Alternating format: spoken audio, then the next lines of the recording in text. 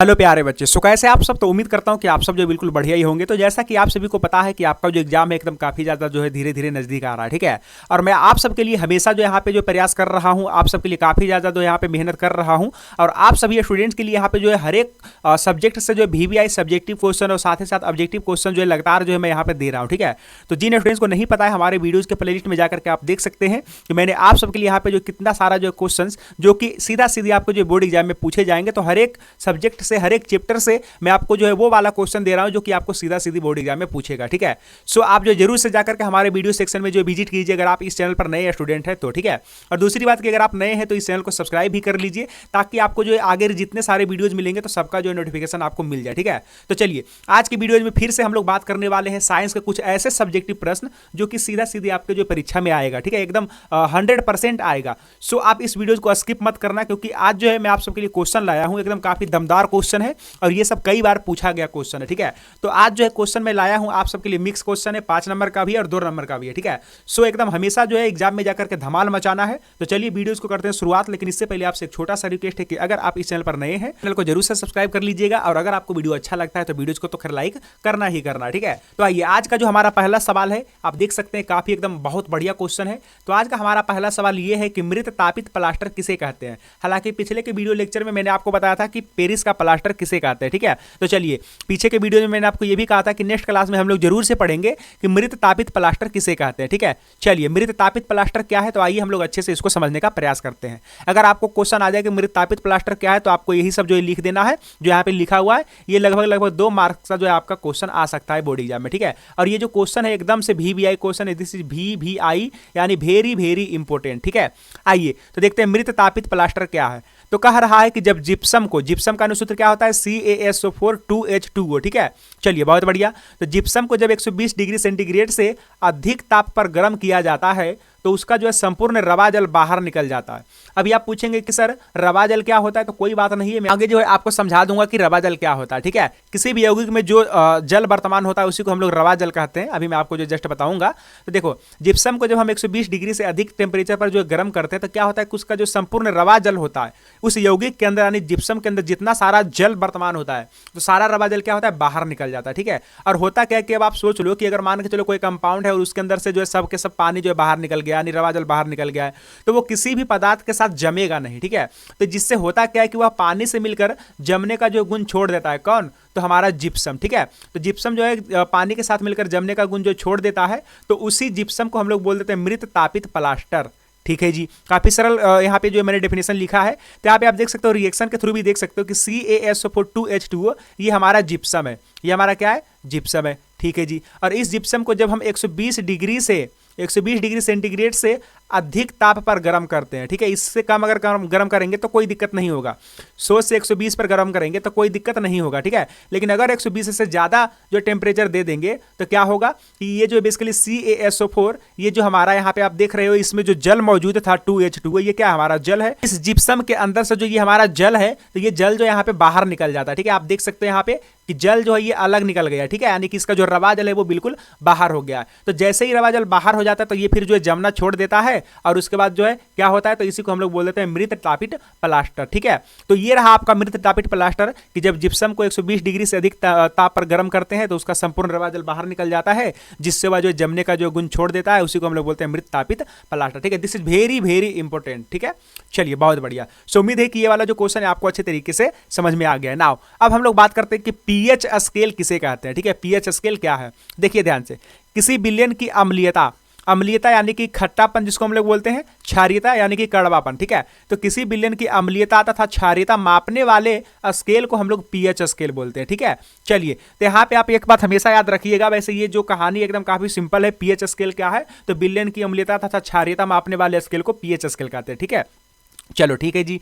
और एक बात आपको ये याद रखना है कि जो हमारा पीएच स्केल होता है तो उसमें संख्याएं 0 से 14 तक होती है, ठीक है। यानी कहने का मतलब कि पीएच का परास कहां से कहां तक होता है तो 0 से 14 तक होता है।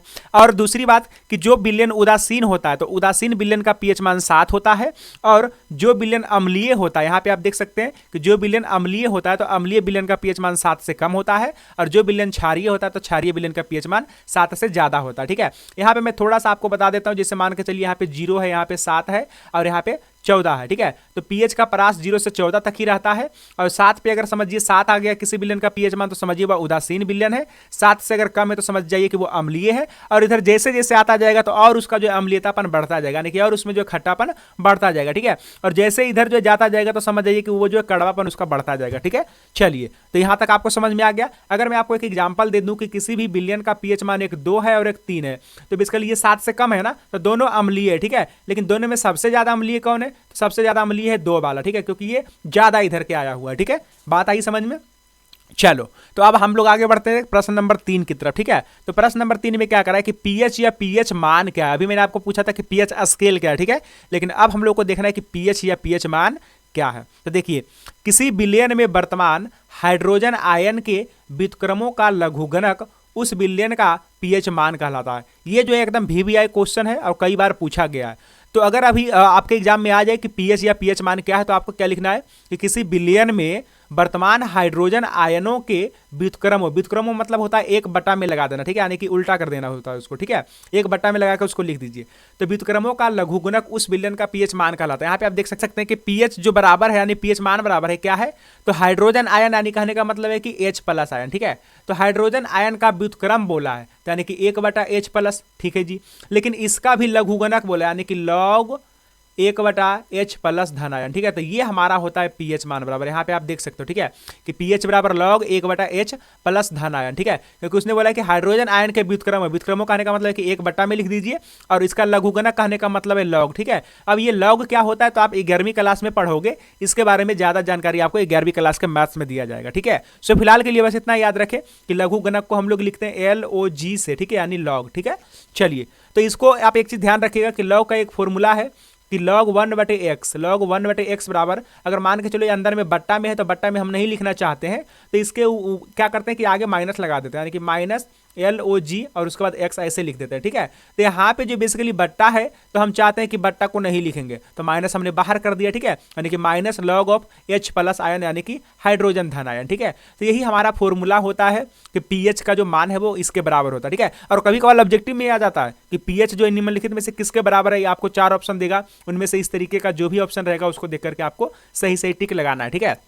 तो एक बार अच्छे तरीके से देख लीजिए कि अगर pH बराबर आ जाए तो pH बराबर किसको सही मारना है, इसको जो आप अच्छे तरीके से देख लीजिए, ठीक है। तो pH बराबर हमको कौन सा सही मारना है, pH बराबर मारना है LOG 1/H+ आयन, ठीक है, LOG 1/H+ आयन, ठीक है, या फिर माइनस LOG H+ आयन, ठीक है। तो ये चीज़ ध्यान रखना आप। चलिए आगे बढ़ते हैं। तो आगे हम लोग बढ़ते हैं क्वेश्चन नंबर 4 की तरफ। तो क्वेश्चन नंबर 4 में क्या करा, अभी मैं थोड़ा सा जो पेंसिल का कलर जो है यहाँ पे चेंज कर लूंगा, क्योंकि दोनों का कलर जो है मैच कर जाएगा, ठीक है। तो चलिए यहाँ पे मैंने पेन कर लिया है रेड। अम्लीय वर्षा क्या है, इसके क्या क्या प्रभाव है, ठीक है। अम्लीय वर्षा क्या है, इसके क्या क्या प्रभाव है। तो जब वर्षा जल का पीएच मान 5.6 से कम हो जाता है तो उस वर्षा को अम्लीय वर्षा कहते हैं, ठीक है। इसके निम्न प्रभाव है, क्योंकि उसने बोला था कि इसके क्या क्या प्रभाव है। तो अम्लीय वर्षा तो हम लोग बोलेंगे उस वर्षा को कि अगर वर्षा जल का पीएच मान 5.6 से कम आया तो अम्लीय वर्षा बोलेंगे, ठीक है। चलो ठीक है जी। लेकिन इसके क्या क्या प्रभाव होते हैं, तो इसके बहुत सारे प्रभाव होते हैं, जैसे कि इससे जीव जंतु, वनस्पतियों तथा जल को बुरा प्रभाव पड़ता है। और साथ ही साथ हम लोग आगे बढ़ते हैं जो कि और भी इसके नुकसान है। तो यहाँ पे आप देख सकते हैं कि जिससे जंतुओं में चर्म रोग तथा वनस्पतियों में फूलों, फलों तथा पत्तियों में नुकसान पहुंचता है। कैसे पहुंचता है तो अभी मैं आपको थोड़ा सा एक्सप्लेन कर दूंगा। और साथ ही साथ प्राचीन धरोहरों जैसे संगमरमर धातु के बने होते हैं तो उनकी परत जो है खराब हो जाती है, ठीक है। तो क्योंकि वर्षा जो है वो अम्लीय है, देखो यहाँ पे हर एक वनस्पतियों के रूप में जो फूल पत्ती है, ठीक है, तो सबका नुकसान कैसे हो रहा है, क्योंकि जो हमारा अम्लीय वर्षा है, तो अम्लीय वर्षा क्या है, अम्लीय कहने का मतलब उसमें खट्टापन है। तो खट्टापन है और मान करके चलो कुछ जीव जंतु ऐसे हैं जिनको खट्टापन पसंद नहीं है, ठीक है। अगर उनको थोड़ा सा भी एसिड जो है लग जाए तो उनका जो है मृत्यु हो जाता है। तो इसी रीजन से अगर वर्षा के रूप में अम्लीय आ रहा है तो समझ जाइए कि जो कम अम्लीयता के रूप में रहने वाले जीव जंतु होंगे, यानी जिसको ये सब चीजें नहीं पसंद है, तो वो विलुप्त हो जाएंगे, ठीक है, वो नहीं रह पाएंगे। और साथ ही साथ जैसे देखिए धरोहरों जैसे कि जो संगमरमर या फिर धातु के बने हुए हैं, तो क्या होता है कि अम्ल जो धातु के साथ रिएक्शन करता है, ठीक है, जैसे कि ताजमहल हो गया, कुतुब मीनार हो गया, तो ये सब के ऊपर जो प्लेटें लगी हुई है, थोड़ा सा संगमरमर या फिर अच्छे किस्म का प्लेट लगा हुआ है, तो अगर वहां पे अम्लीय वर्षा होगा तो रिएक्शन कर जाएगा, ठीक है। तो रिएक्शन करने की वजह से क्या होता है कि उसका जो प्लेट है वो खराब हो जाता है, ठीक है।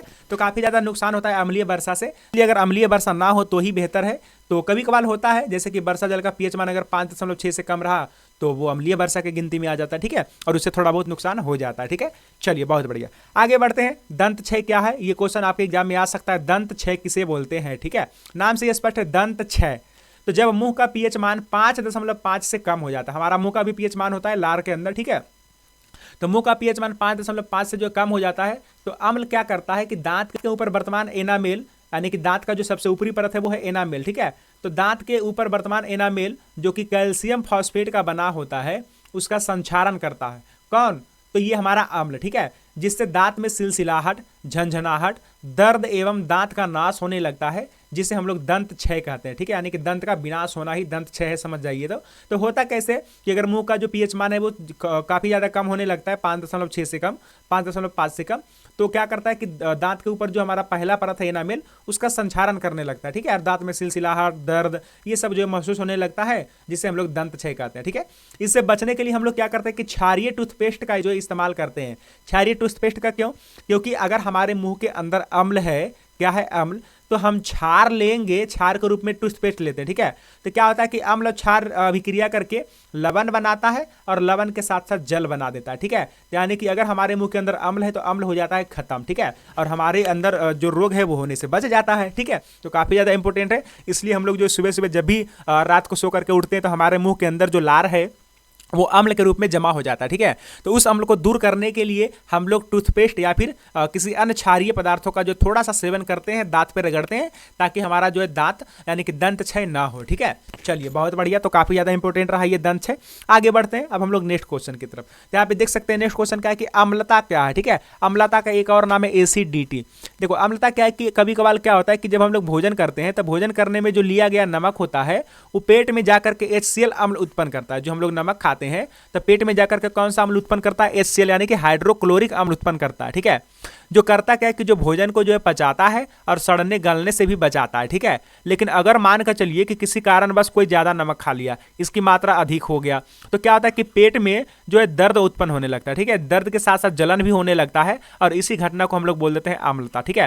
यानी अम्लता कुछ नहीं है, पेट के अंदर अम्ल की मात्रा बढ़ जाना ही पेट का क्या है, तो अम्लता है, ठीक है, जैसा कि नाम से स्पष्ट है।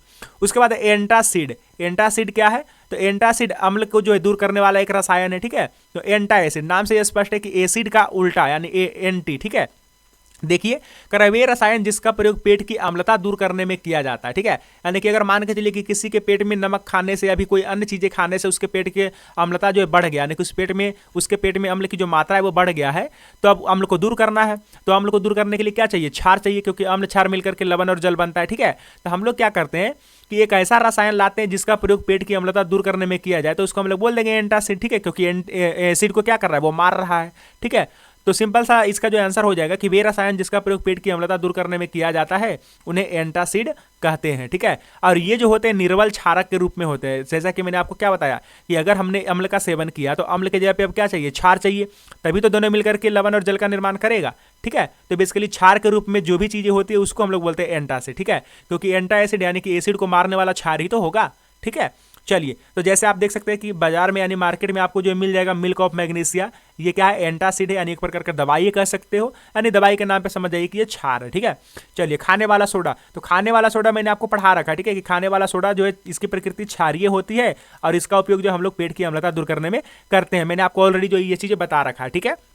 चलिए, अब आते हैं रवा जल, जो कि मैंने आपको शुरुआती में ही कहा था कि मैं आपको बताऊंगा कि रवा जल क्या है। तो देख लीजिए, किसी यौगिक के अणु में जो वर्तमान जल होता है उसको बोलते हैं रवा जल, ठीक है। जैसे मान करके चलिए पाव रोटी है, तो पाव रोटी के अंदर अगर जल थोड़ा भी बहुत है तो समझ जाइए कि वो उसका रवा जल है। किसी भी चीज के अंदर कोई चीज तो पानी के रूप में है तो समझ जाइए वो रवा जल है, ठीक है।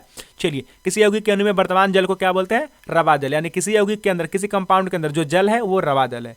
रवा जल के कारण किसी यौगिक का जो है रंग और गुण जो है प्रभावित होता है, सीधी सी बात है, ठीक है। अगर रवा जल को निकाल दिया जाएगा तो उसका गुण और उसका जो प्रभाव है उसमें अंतर देखने को मिल सकता है, ठीक है।